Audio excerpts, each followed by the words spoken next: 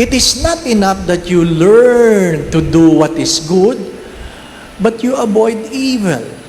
Ilan sa atin na pumapasok sa simbahan, nagje-genuflect pa? Hindi na. Ilan sa atin na pumapasok sa simbahan, habang naghihintay ng misa, nananahimik at nagdadasal at nagsasabing, "Speak, Lord, your servant is listening." Takot na takot tayo sa katahimikan. Namimili lang tayo na pakikinggan. Before you bring your supplication in the presence of God, you must recognize the glory of God para mas maintindihan mo. Ganito yan. First time tayong nagkita, tinitingnan mo, di ba? Yung kausap mo, tinatansya mo. Ano ba ito? Tunay ba ito o hindi? Mas mataas ba ako o hindi? Di ba? Gano'n naman tayo eh. Tinitingnan mo muna ang itsura. Mukha ba itong mabait? Kaya nga pagka minsan, kung hindi man madalas, nagsimba tayo na hindi mo man lang tiningnan ang iyong katabi. Tinitingnan mo ba ang iyong katabi? Kaya nga pagdating na peace be with you, kahit saan kayo may binati ba kayong maayos? Yan ang problema ng simbahan ngayon. Ang problema ng simbahan, kanya-kanyang dasal. Feeling natin, makakapasok tayo sa pinto ng langit nang walang pakialam sa ating kapwa. Sa mga pamilya, talaga bang pagkamisan, yung mag-asawa, pagdating ng peace be with you, palang may gera pa eh. Hindi mo mabati sa asawa ng maayos. Sabi ng nanay sa anak, "Yari ka," hindi po ba na? Mga minamahal na mga kapatid, we have failed to recognize. Now, why I'm saying this? Because it is not good to come before God with your supplication without knowing who is God. Sometimes, if not more often, we look at prayer just an activity but not a relationship. When the relationship is deep enough, words are not necessary. Pag malalim ang relasyon, hindi kailangang may magsalita. Tinginan lang, ramdam mo na. Ngayon, kumpara mo noon, nung nililigawan kayo, tinginan pa lang, nangingiti ka na eh. Talagang nagtagpo lang mata nyo. Feel na feel mo, no? Ngayon, mag-asawa kayo, sumisigaw na ang misis mo, hindi mo pa rin maintindihan eh. Nagkaroon ng puwang ang relasyon. Isipin mo yan, na dumadating ka lang sa harapan ng Diyos kapag meron ka lang pangangailangan. Binibiro ko yung isang matanda, "Tay, parang nakikita ko yung madalas sa simbahan ngayon ah." Ano sabi ng isang matanda? "Nagpapakilala uli ako, Father." Bakit to? Malapit na eh. Nagkaintindihan kami. Yung matatanda dito, malapit na kayo. Magpakilala na kayo ulit. Hindi ba ba, no? Mahirap yung matagal yung tinakbuhan ng Diyos. At kung kailan kayo naghihingalo, tatawag kayo ng pare. Seriously. Prayer is a relationship.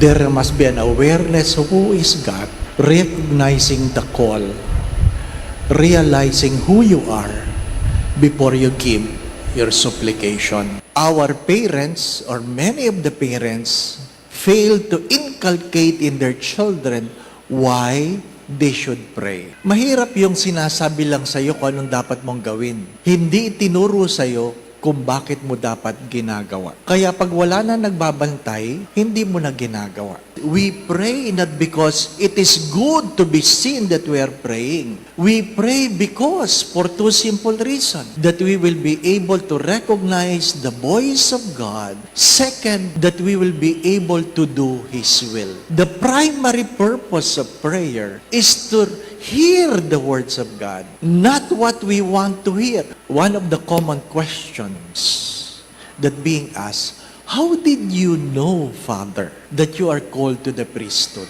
And the simple answer was, it took some time to listen to God. Hindi overnight.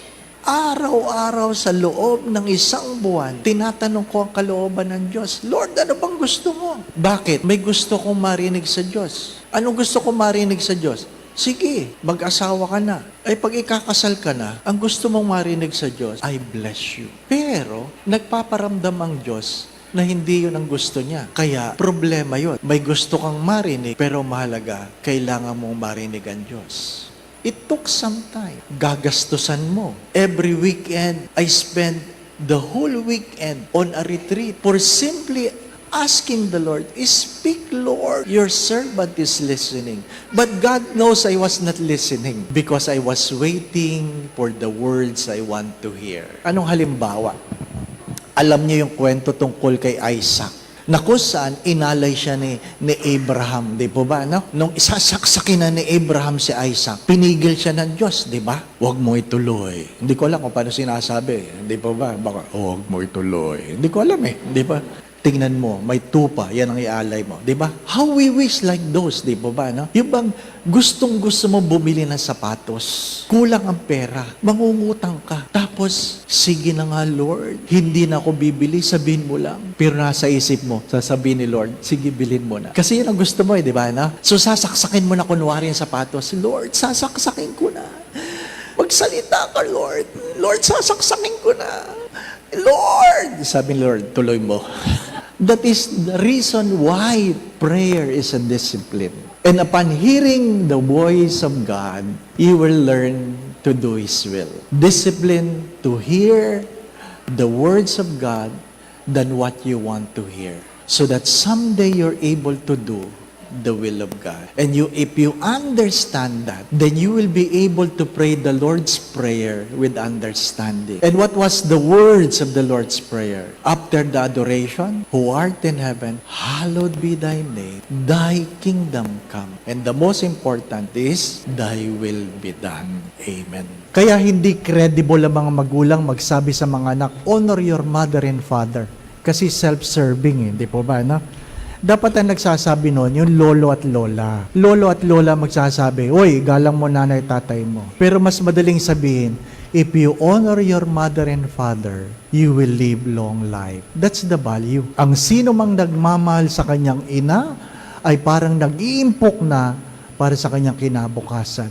Sino man ang nagmamahal sa kanyang ama, lalong-lalo na sa pagtanda, ay parang nagbabayad na ng kanyang mga pagkakautang at ang mga panalangin ay pinapakinggan. Ang example ko sana kanina, yung maghuhulog ka ng sa koleksyon, yung naghahalubang kalooban mo, 'di ba? Yung ihuhulog ko ba ito 500? Lord, magsalita ka. Lord, ihulog mo. Hindi ko magamit kasi self-serving 'di ba, no? Kaya sapatos na lang, 'di ba? Many people would send their messages. And upon reading them, some of them I would ask the question, nag-uusap ba kayo? My brothers and sisters, if you talk more and less with your cell phone, you will have less problems. I'm serious. Second, if you pray more, I assure you, you will have less problem. When I say you pray, you recognize the presence of God, being aware of His calling, reminding yourself of who you are, and because of that, you can be confident to bring to God your prayers and petitions. The Lord be with you. And with your spirit. And may Almighty God bless you and your family. In the name of the Father, the Son, and the Holy Spirit. Amen.